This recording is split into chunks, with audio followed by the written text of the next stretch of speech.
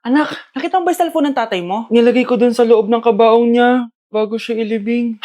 Ba't mo naman ginawa yun, anak? May mga importante laman dun. Baka sakaling buhay pa siya para matawagan niya ako. Ay, Diyos ko talaga tong batang to.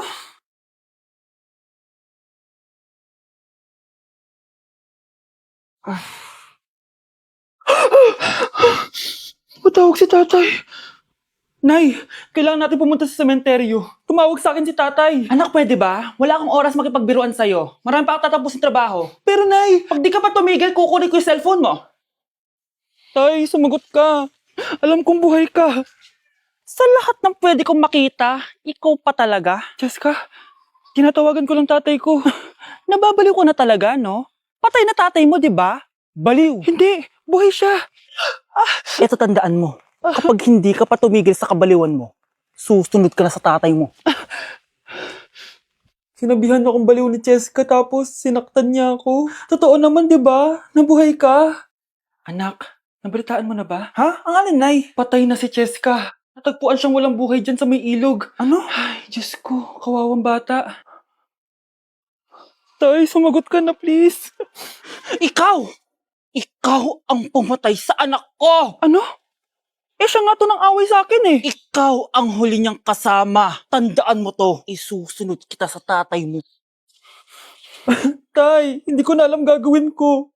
Sinisisi ako ng nanay ni Jessica sa pagkamatay ng anak niya. Natatakot ako.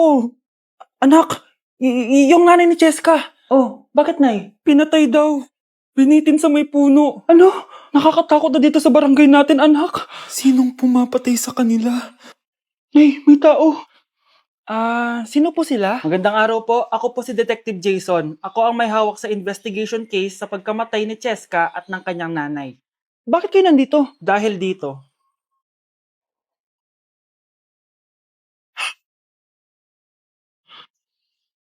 Nay, ikaw pumatay sa kanila? oo anak, narinig ko lahat ng mga sumbong mo sa tatay mo. Cellphone ni tatay. Pinangako ko sa tatay mo bago siya mamatay na poprotektahan kita kahit makapatay man ako ng tao. Sumama ka sa akin, ma'am, para may interview ka namin. Tandaan mo to, anak.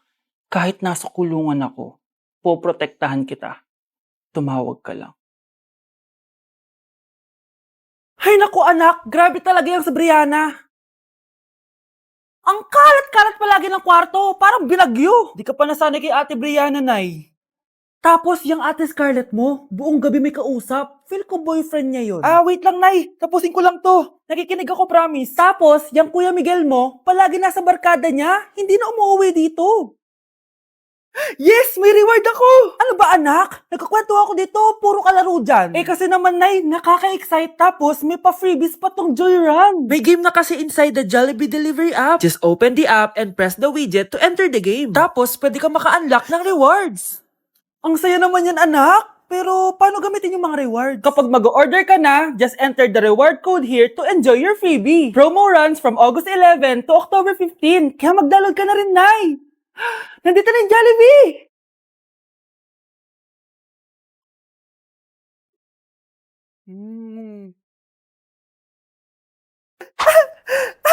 Yes! May reward ako! Ay wow, nag-enjoy na rin siya oh. Mga anak ko, I got a new bag! Nay, bumili ka na naman? Ilang araw na tayong walang makain. Tapos inunom pa yan? Nay, nagugutom na ako. Kayong dalawa, wala kayong karapatang magreklamo ha? Alak lang naman kayo ng tatay niyo sa una niyang asawa. Tatawag ko kay tatay! Akin na yung cellphone mo. Hinding-hindi mo na ito makukuha sa akin! Ate, natatakot na ako sa kanya. Oh, eto, kumain ka na. Ate, ganito na lang ba talaga buhay natin? Hindi. Hahanap ako ng paraan para makausap si tatay. Love, Padala ka naman ng 50,000, oh. Magbabayad kasi ako ng tuition ng mga anak mo. Tapos, ang dami pa nilang pinapabili. Tay, hindi totoo yan! Sinungaling siya! Wala na siya. Akala mo talaga makakasumbong ka? Talagang sinusubukan mo ko, ha? Walang iya ka talaga, tita! Ayan, diyan kayo nababagay. Ikukulong ko kayo dito. Wala akong pake kung anong mangyari sa inyo. Tay, tulungan mo kami. Ate, mamamatay na ba tayo dito? Tiwala lang, Kyle. Kakayanin natin to. Kyle? Ang taas ng lagnat mo. Tita, tulong! Dali natin sa hospital si Kyle! Ang ingay naman ng mga yun. May bago na naman akong bag. Kyle! Delivery po. Salamat naman, dumating na yung bago ko cellphone. Oh, ano pa ginagawa mo dyan? Binayaran ko na to sa online. Tama nga sila. Inuubos mo lahat ng pera ko sa mga luho mo. Ha? Ramon? Umuwi ka? Kukulong ko kayo dito. Wala akong pake kung ano mangyari sa inyo. Grabe ng pinagagawa ng babaeng to. Ginagawang hayop ang mga bata. Ramon, kailangan mo nang umuwi dito. Walang iya talaga yung si Rosa. Lumayas ka na dito Ayaw ko makita yung pagmumukha mo. Tsaka lahat ng mga pinambibili mo, bayaran mo to sa akin. Tapos na ang maliligayang araw mo. Tulong! Scarlett! Scarlett! Tay! Kyle! Okay na si Kyle. Buti na lang, agad niya siya nadala dito. Sorry mga anak. Kung alam ko lang, uuwi ako agad. Tay, ang importante, nandito ka na. Yay! Nandito na si tatay! Makakain na ulit tayo ng masarap, ate! Huwag kayong mag-alala, anak. Hinding-hindi na kayo malalapitan ng babaeng yon. Pangako. Okay, class! Namiss nyo ba ako? Bumalik na si ma'am! At dahil first meeting natin, hindi muna ako magli-lesson. Gusto nyo ba yon? Ma'am, pwede po kami kumain sa kantin? Sure! Oh, yung mga gustong kumain, kumain na. Gawin nyo na lahat ng gusto nyong gawin. Basta, today lang yan ha. Next week, magli-lesson na tayo. Grabe, ang bait talaga ni ma'am, no? True, be. Kaya favorite ko yan si ma'am eh. Tara na, kain na tayo. Okay, class. What is the powerhouse of the cell? Scarlett? Ano ba yun? Starts with letter M. Mitochondria? Very good! Kaya mo naman pala eh. Thank you, ma'am. O, class, mag-e-exam kayo ha. Dinalian ko na to para sa inyo. Lahat ng nasa lesson natin, nandito. Okay, get one and pass. Oo nga, ang dali lang. Makaka-perfect pa ata ako. A few moments later. Okay, time's up. Pass your papers. Wow naman, lahat kayo nakakuha ng high scores. Magaling ka kasi magturo, ma'am. Okay, class, dahil Friday ngayon, gusto ko mag-enjoy kayo sa weekends. Kaya naman, hindi ako magbibigay ng assignment. Yes, thank you, ma'am. Makakagala ako. At isa pa, class, malapit na mga anak si teacher, magli-leave muna ako ng ilang months. Ha? Habang wala ako, si Ma'am Diana muna ang papalit sa akin. Maging mabait kayo sa kanya, ha? Hi, class! Namiss niyo ba ako? At dahil first meeting natin, may surprise quiz kayo. Nandito na naman yung pet peeve ko. Hindi! Hindi! Ma'am, pwede pa po ba ako mag-take ng quiz? Sorry po kung absent ako kahapon. Nilagnat po kasi ako eh. Ay, hindi na pwede. Di ba sabi ko, pag absent na, bawal na mag-quiz. Ano yan, one day lagnat? Tigilan mo ako. Ang sabihin mo, tinatamad ka mag-aral. Ma'am, please, sige na. Humahabol po kasi ako na with honors eh. Oh, okay ko. Kung gusto mo mag-with honors, hindi ka dapat nagkakasakit. Ay, hello ma'am. Good afternoon po. Yes po ma'am. Kayo po yung nanay ni Scarlett, di ba? Ay, opo ma'am. Yung anak ko kasi nilagnat. Kawawa naman. Pwede pa po ba siya mag-take ng quiz? Humahabol kasi siya ng with honors eh. Sayang naman. Ay, ganun po ba ma'am? Kawawa naman po pala si Scarlett. Di bale ma'am, bibigyan ko na lang po siya ng quiz. Nak, sa susunod kasi magsabi ka sa akin ha. Hindi po kasi siya nagsasabi sa akin eh. Nagka-amnesia siguro to. Naku, salamat sa konsiderasyon ma'am ha. Sobrang bait niyo po. Ay, opo ma'am. Mabait po talaga ako. Di ba nak? Opo nay. Mabait po siya. Kuya, sundan mo yan. Sige po, ma'am. Sinasabi ko na nga ba eh. May tinatago ka sa akin. Ayan, kuya. Huminto ka dito. Magloloko ka na nga lang sa matanda pa. Hoy, bayad mo! Humanda ka talaga sa akin.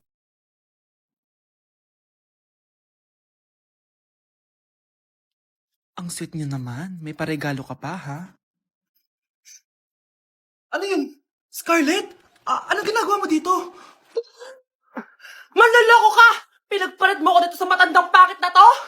May paregalo ka pa, ha? Sa akin nga, wala ka binibigay na regalo eh. Scarlett, magpapaliwanag ako. Manahimik ka.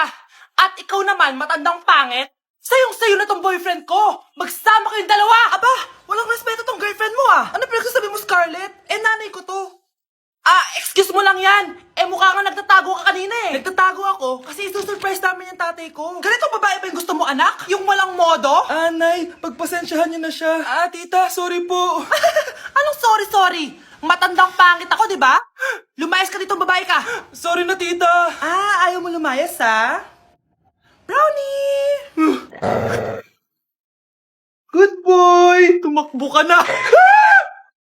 Okay, class. 5 points sa akin ang makakasagot neto. Ano ang pangalan ni Rizal? Ma'am. Yes, Scarlett? Rizal Park. Anong Rizal Park? Jose Rizal yon. Diyos ko, mga bata ngayon. Siya ang pambansang... Ma'am, siya ang pambansang opa.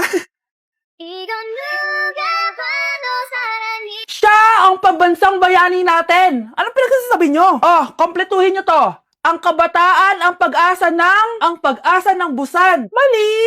Bayan! Pinagluloko nyo ako, ha? O eto, ano ang sinulat na libro ni Jose Rizal? Ma'am, El Filibusterismo. Imnida. Tama na sana eh. Naloloko na kayo sa K-pop at K-drama na yan, ha? Last na talaga. Ayusin nyo na, ha? Okay, class. Last question. Sino ang kapatid ni Rizal? Kapatid ni Rizal? Ma'am! Eto, sure na ako sa sagot ko. Yes, Scarlett. Ang kapatid ni Rizal Park ay si... si Sandara Park. Ayoko talaga sa kanya. Bes, ayan siya yung pet peeve mo. Hi! Panira ng araw. Okay, class. Break time muna tayo. Hala, naiwan ko yung baon kong pagkain. Scarlett, may sobra pa ako. Baka gutom ka na. Talaga? Bibigyan mo ko? Oo, ano ka ba? Gusto ko maging close tayo. Parang bumabait tong pet peeve ko, Hala, may quiz pala tayo. Bes, sabay tayo mag-review mamaya, ha? Naku, sorry, Bes. Kakain kasi kami ng jowa ko mamaya. Di mo ba kaya mag-isa? Ano ba yan? Ako na lang, sabay tayo mag-review. Tsaka, may reviewer din ako dito, oh. Ayan na naman siya. Sure ka? Ako talaga gusto mo kasabay mag-review? Oo naman. Ba't naman hindi? Idol nga kita kasi ang talino mo, eh. Sige na nga. Okay, class. Para sa activity natin today, pili kayo ng partner nyo. Best, partner tayo, ah. Sorry na, best. Partner na kasi kami ng baby loves ko, eh. Partner na kami ng baby loves ko, eh. Tayo na lang yung partner, Scarlett. Ikaw na naman.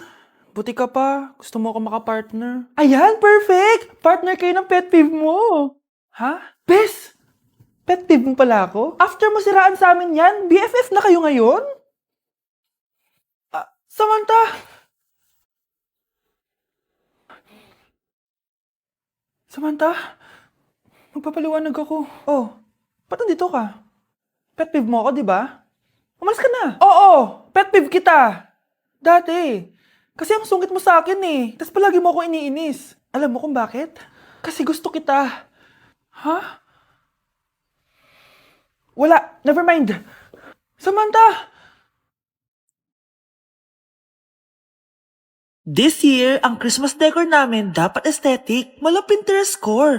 Minimalist but magical. Nay, ganito yung gusto kong Christmas decor. Need na lang natin ng ribbons, garlands, glitters, and maybe a glue gun. Tingnan mo, may ilaw pa sa bintana mo. Anong gusto mo, mag-parol show? Nay, trust the vision. Sige, basta, huwag kang gagastos ng bongga, ha? Wow, ang ganda nito. Grabe, ang dami ng tao. Christmas season na nga talaga. Okay, good. Secured. Ayan, all added to basket na. Ayan, secured na talaga.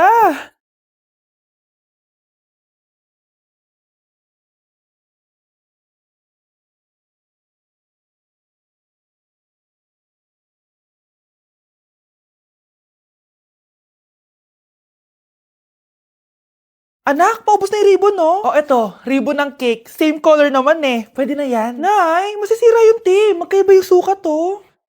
Nay, ba't mo inopin yung electric fan? Mainit kasi. Ay, Diyos ko, ang kintab ng pusa. Ang gulo na tuloy. Gusto ko lang naman maging maganda to eh. Anak, maganda naman, oh. Tingnan mo. At least, nagkaroon tayo ng mother-daughter bonding. Parang okay naman. O, di ba? I'm the OG interior designer.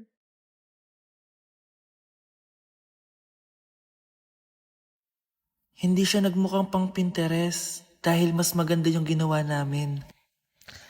Eto, Nay, para sa'yo. Oh, ano to, anak? Nakita ko kasi yan sa National Bookstore. Tapos naalala ko, di ba gusto mo ng planner na galing sa mga coffee shop? Kaya binili ko na yan. Baka maging acidic pa tayo kakakape natin. Makuha lang yung planner na gusto mo. Tsaka binilhan din pala kita ng pouch. Lagayan mo na kung ano-ano, Nay. Oh. Aw, thank you, anak. Welcome, Nay.